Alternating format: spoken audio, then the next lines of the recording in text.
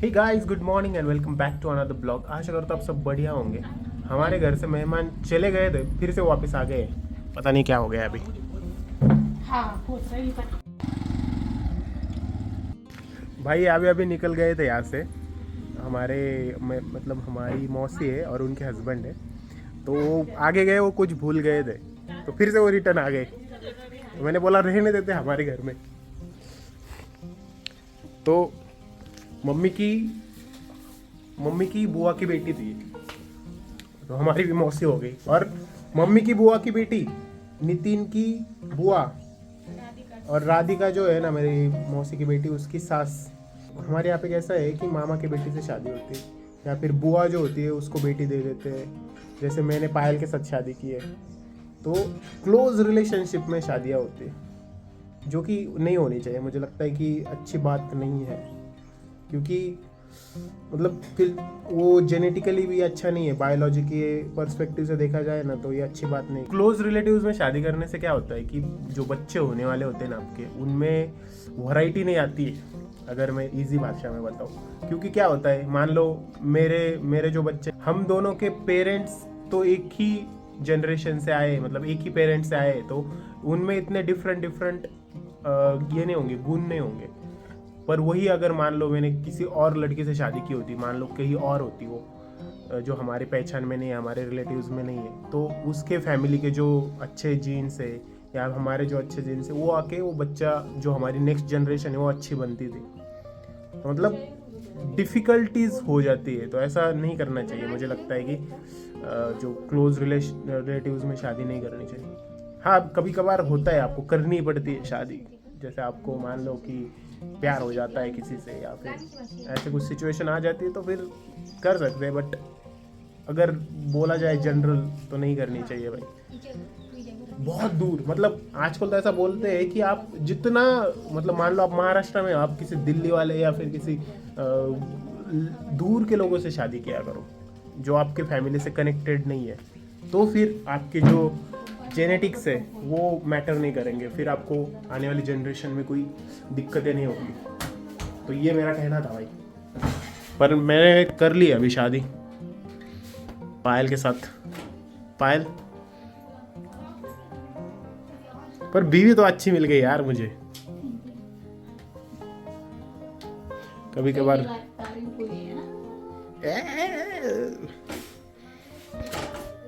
चलो भाई, खाना वाना खाते हैं। अभी मेहमान लोग चले गए हैं, तो मेरी थोड़ी सी पर्सनैलिटी खुल गई है। नहीं तो मैं ऐसे ऐसा करता रहता, शांत रहता हूँ मेरे। तो आज क्या है देखो, उपमा बना है। और कौन सी सब्जी है भाई? ओह शेव भाजी, ओह पनीर भाजी, ओह दूध, ओह क्या है?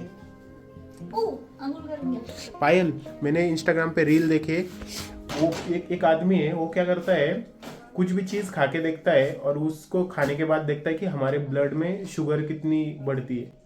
तो उसने दिखाया कि जो चपाती खाते हैं हम, चपाती सब्जी, उससे हमारी शुगर बढ़ती है 50 mg तक। ठीक है, मतलब बहुत ज़्यादा शुगर बढ़ती है। पर अगर हम बाजरे की रोटी खाते हैं, हम ज्वार की रोटी खाते हैं, रागी की रोटी खाते हैं, मक्का की रोटी खाते हैं, तो वो शुगर सिर्फ 30 तक बढ़ती है। मतलब जो बोलते हैं ना कि भारत में ना डायबिटीज के बहुत सारे पेशेंट हो रखे, वो किस लिए हो रखे पता है?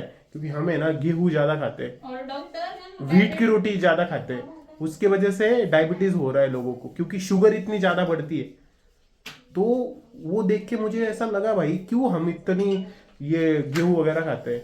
गेहूं नहीं खाना चाहिए भाई। ज्वार खाओ, बाजरी खाओ, मक्का की रोटी खाओ, नाचनीची भाकरी, ये सब चीजें खाओ, ये गेहूं मत खाओ भाई।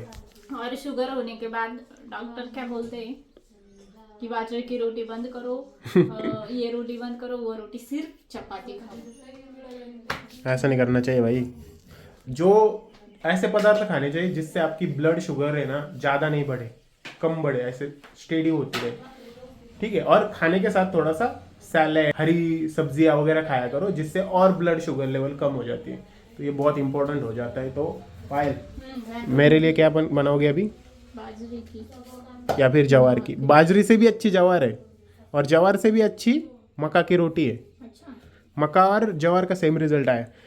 मैं ना उस बंदे का है ना इंस्टाग्राम का हैंडल डाल देता हूँ यहाँ पे, आप जाओ देखो, अच्छी चीज़ें सीखो उनसे भाई, ठीक है। मुझे अच्छा लगा भाई वो कंटेंट, ऐसा कुछ कंटेंट बनाना चाहिए भाई लोगों के, जो लाइफ बदले। भाई क्या किस्सा हो गया पता है, हमारी जो मौसी आई थी ना, वो घर चली गई उसके, पर जाते जाते ना पायल का मोबाइल लेके गई। बैग में उसका मोबाइल रख दिया और पायल का भी रख दिया, 2 मोबाइल लेके चली गई। अभी पायल का मोबाइल नहीं आज घर पे, तो कल शायद से मिलेगा अगर मम्मी पापा जाते हैं फिर से उनके यहाँ पे। पायल कैसा लग रहा है? आम्ही तिथं मोबाईल ठेवीत राहतो, आम्ही तिथं ठेवला. माझा आहे ना. मी तेच म्हणलं, आम्ही दोघे. आज मेरे बीवी के पास मोबाइल नहीं होगा। और पायल मेरे से मोबाइल नहीं मांगने का, ठीक है? जर सपोज तुम्हारा मोबाईल असता ओ भाई, मेरा मोबाईल लेके गए होता तो ब्लॉग गया आज का। भाई मेरा मोबाइल एक दिन बंद हो गया तो समझो ब्लॉग बंद। चलो दोस्तों खाना पीना खा लेते हैं। मस्त कल की सब्जियां है भाई। हाँ, इन लोगों ने कल की सब्जियां खिलानी शुरू कर दी हमें। मला उपवास होता त्याच्यामुळे तुमच्या वाट्याच्या करून. पर ये सब्जी मुझे बहुत पसंद आती है दूसरे दिन खाने में, सेव भाजी। काय झालं? भाई ये देखो ये लोग क्या कर रहे हैं, सुबह से यहाँ पे बादाम फोड़ के खा रहे हैं,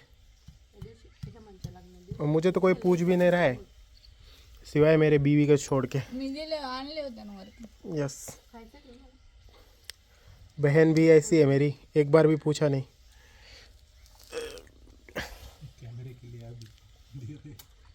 काढलं ते मग ते म्हणत होते, मग दिलं काही पण. मम्मी ये क्या भूतों जैसा अपना ये बन के रखा है आज? ओको ओ चाय टाइम दोस्तों, चाय पी लो. काय झालं? दादा म्हणे लाडू खरा हावरीचे, जवसाचे आणि याचे शेंगदाणे गुळ याचे लाडू बनवायचे. म्हणलं बाजारला मी जायचे होते, तुम्ही जायचे होते. मम्मी पापा को ट्रोल करती रहती है दिन भर। भूख लगी है मुझे यार, मुझे ना लड्डू खाने की इच्छा हो रही है। चाय इधर इधर इधर इधर दे, इधर दे, चाय पी लेते हैं दोस्तों।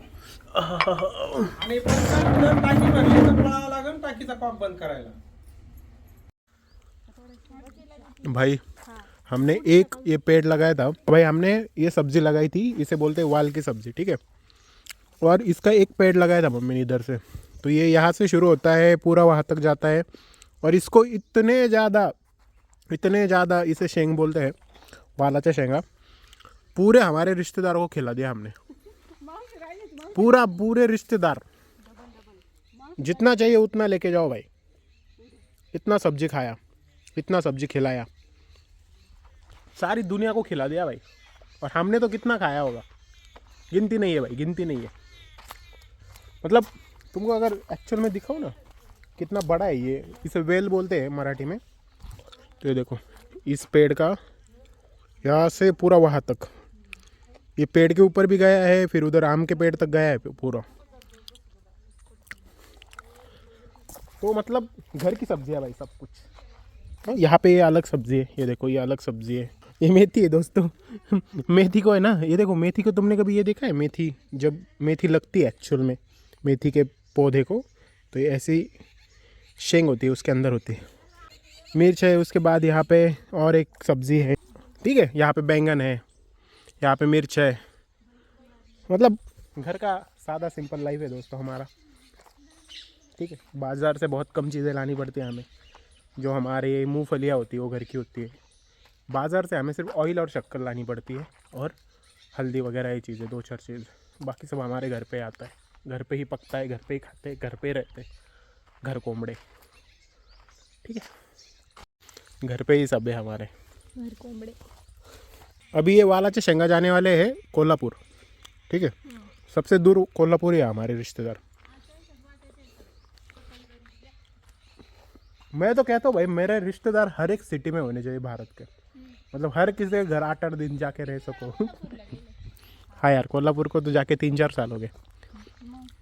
जब हम हनीमून को गए थे, हमारी शादी हुई थी 2022 में, फिर 2022 में झालं तो लग्न पाहिलं आपलं पागल आहे का 2020ला लग्न झालं आहे आपलं 21ला झालं आहे मग तो 22 कसं काय म्हणते तो 2021 को हमारी शादी हुई फिर 2022 में हम गए थे कोल्हापुर फिर कोल्हापुर गए मौसी के घर रहे फिर वहाँ से हम गोवा गए थे हमारे हनीमून के लिए और उस टाइम नितिन की भी शादी हुई थी तो नितिन और हम मतलब हम लोग गए थे गोवा के लिए 4-5 दिन गए थे और फिर वहाँ से फिर कोल्हापुर आए कोल्हापुर के 2-3 दिन तब मैं ब्लॉगिंग वॉगिंग नहीं करता था तो उधर हाँ फिर घर आ गए तो वो लास्ट हो गया हमारा 3 साल हो गए लगभग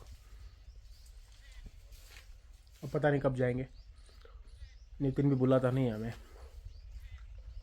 मौसी ने देखा तो मौसी तो आके मारेगी मुझे डायरेक्टली सब्जियाँ इकट्ठा हो चुकी है दोस्तों जब तक मेरा वॉकिंग हो गया आज बनेंगे भाई चूल्हे पे रोटियाँ मज़ा आएगा पर मैं तो नहीं खाऊंगा भाई मैंने तो अभी ऑलरेडी खाना खा लिया है आपा तोंडाला पाणी येणार बाल कर काय रे मैंने क्या खाया पता है मैंने अभी 2 लड्डू खाए मेथी के और फिर थोड़ा सा स्नैक्स खाए कुरकुरे चुरमुरे कुछ और उसके बाद एक अमरूद तो मेरा तो पेट भर गया अभी मैं खाऊंगा नहीं अभी एक्सरसाइज करूंगा और सो जाऊंगा